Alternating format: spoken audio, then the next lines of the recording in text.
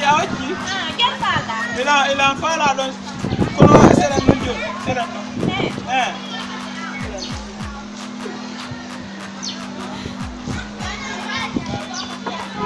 Merci non.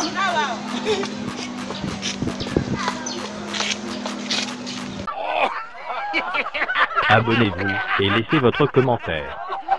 Africa 3 Cinéma. Faire du cinéma votre passion.